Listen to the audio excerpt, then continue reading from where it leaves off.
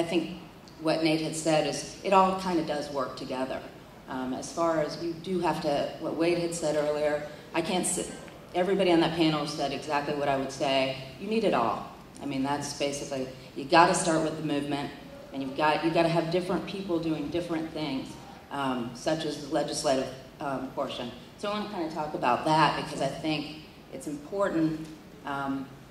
As you go through different Congresses, they change. And what you're doing now, I think there's, how many people are on the bill now? I'd say, yeah, 15 members of Congress. And Eleanor's given me the list, and there are people that I know personally that I can go out and try to get them on there. Because a lot of that's done with your friends.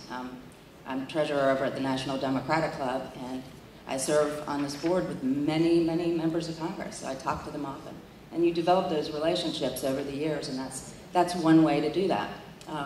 What you guys are doing as far as getting these members on the bill, it's the correct thing to do. But timing is important, and I'm not being a naysayer, I'm being realistic. You're in a Congress where this is going to be very, very tough, close to impossible. But the timing is important, and you do have to do it. You can't quit. And you have to keep it going. And these members, once you get them on, in the next Congress will be another bill. So then you've got those people already on, and you keep building on what members have already signed on. And so it's easy to get them on. Once they're on, they'll go in every Congress. That's typically what happens. So it is a process that you have to build over the years. But this is a difficult Congress, and timing is of the essence, and you have to figure out, like, where, you know, when, well, maybe next Congress will, I don't think it's going to turn Democratic, but you might have more Democrats there. And so you got to use that and build over time. So you don't want to give up. You got to march ahead. I work for UDC, and we started a community college. I'm trying to get money from Congress. I've been there for 3 years. When there was a Democratic Congress, for the first time we got money from the feds, and it was $10 million. It took me a long time to do it, but I got $10 million in the House side. Unfortunately, the new Congress came in. Thank you, thank you. It was a big deal on the House side, it really, really was, but what happened was the Republican Congress came in, took out, I had 2 other earmarks. UDC had never had an earmark. I worked hard to get those in there, and they just wiped away everything. And so timing really does matter. If I'd been there a year before, I would have had money. So you just never know. You can't give up. It's a battle, but you got to hang in there, and you got to do everything that's correct. But I will go back to what Wade said. That movement is important because what we have in Congress, non-voting member, that's why we get about 5 things in the city. Usually there's something with Steny Hoyer or something like that where they've done something. The district's done something with Maryland or Virginia. It's difficult. It's the hardest job to do is to lobby for anything in the district. It's just difficult. You have no senators. I keep getting told by, won't mention, on the Senate side, people who have oversight of DC, and the committee clerks will say, okay, well, get some money in Obama's budget. So last year, I got money for UDC in Obama's budget. Well, we don't hear any senators talking about UDC. Well, guess why? I have no senators. But thank you for the challenge. I will find a way for senators to start talking. And so that's where I'm at now. I got some new Board of Trustees people, and who do they know? And so I start finding out who knows who, and then you start going up there. There's creative ways that you can do certain things just to get an extra member on. I'll talk about one more bill that when I was working for Johnny, a member of Congress for North Carolina. Eleanor Holmes Norton was not on the bill that I'd come up with, and I was with, her name was Congresswoman Eva Clayton, and we went to a fundraiser, and I said, Eleanor's not on your bill, but they're friends. I mean, this is a Black caucus. They all tend to vote the same way. So she goes, really? Why is she not on there? And I said, well, it was a Rural Teachers Recruitment Act. So it was for rural North Carolina. Well, it was rural places all over the United States, but to recruit teachers there. Well, Eleanor's staff had told me, we're not going to go on it because, this is a city, we're not rural. Well, sometimes you have to help out other people because then they'll help you. I mean, that's the way it works. So my congresswoman went up and said, you know, could you sign on to my bill? Of course. And so we got her on there. And so you gotta be creative. And there are certain things that I think that you guys can do as far as getting, you know, like I said to Eleanor, hey, I know Grijalva. I mean, he's one of the chairs of the Progressive Caucus. I can ask him. He can say no, but I can ask him, and it'll be easy enough to ask. And that's, you got to find out some people who do this type of stuff, who will, you know, go out there and ask their friend. And there's just so many different ways to be creative about the whole lobbying thing. And so those are some things when you're thinking about what you're doing and trying to come up with a strategy. You got to do it all, but figure out who's got you know, this connection, or who, you know, you've got a good attorney. Who, you know, there's different ways to do it. So all that coalition building, I think it comes down to everything working together is important. That's got to be the whole strategy. And someday, you know, I think we will have statehood someday. I really do believe that.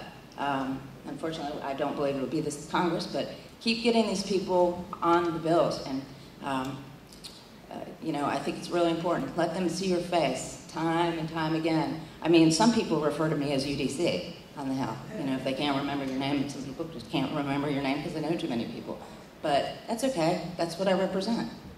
Members of Congress didn't know we even had a public university here, which is really interesting. But that's what you got to keep doing. We now have, I think we're on our 9th day of solidarity strikes. Trying to get 51 total, or even 365. This is Sariel Leoni. We each did 11 days, and it was just incredible to see the outpouring of support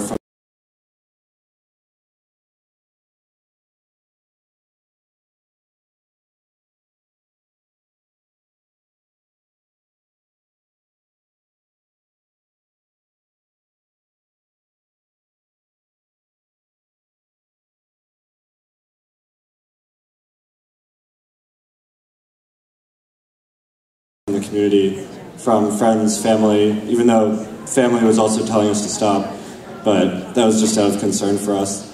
But I'm just humbled to be part of this movement that goes so much further back than I even knew before I started this. And I'm so excited that it's getting rejuvenated, and I think we have all the potential in the world to get full statehood for DC.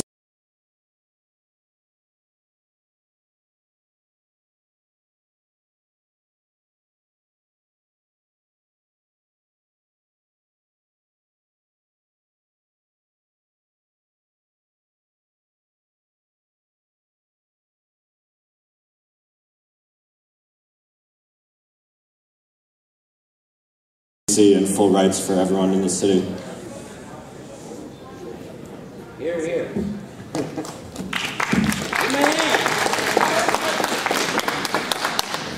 Tell us what you're doing now.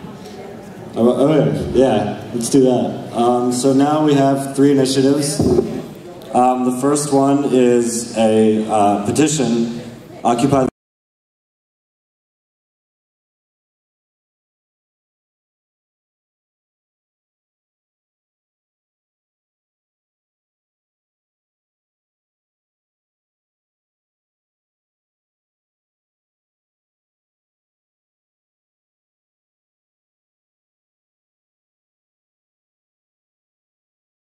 VoteDC.org. We want to get 618,000 signatures representing every disenfranchised resident of DC.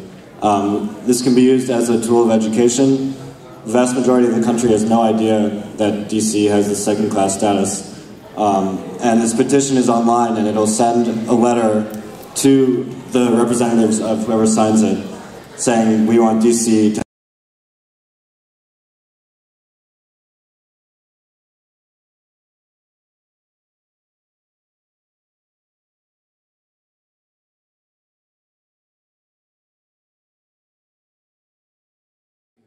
can't vote, don't have a voice in Congress. That's appalling. But now aren't we back to where we were when Pennsylvania was the capital and New York was the capital? Right, and I think what happened, my understanding of the history of when DC was first created as a federal enclave without full rights, was that there really weren't many people living in this city. besides the people who are already in the federal government and who would go home and vote in their home states. Now we have 600,000 people. We have a larger voting population than Vermont and a larger voting population than Wyoming. And I think Greg Moore. Yeah, I want to address a little bit of because we did leave without taking questions from the audience because of time. But I do want to just clear up something. We weren't. I wasn't equivocating when I talked about voting rights. I was trying to equate this with the voting rights struggle. For instance, the march to Birmingham from Montgomery to from Selma to Montgomery was a march for voting rights. We passed the Voting Rights Act extension in 2006 with being silent on statehood. These voting rights issues aren't being elevated enough to make this a voting rights issue that does resonate with people who believe in small d democracy. When Michael Fartworth talked about studying, we need to study, even though the circumstance is different, none of these territories were states before they became states. And so what happened in Hawaii and Alaska that made that determination in 1948 or whatever year it happened, it wasn't automatic that they became states. There was some dynamic to that, so we need to study that conversation, look at the congressional records. There was a vote on DC statehood that Johnny talked about, and it did pass, and it did go around the country. We did have legislatures that voted up or down on it, and it got mired down with the EPA, with the Equal Rights Amendment battle. That's worth studying because we came very close to it, and we did have a vote on statehood when Reverend Jackson was there, because I know we participated. We got 167 or 164 votes.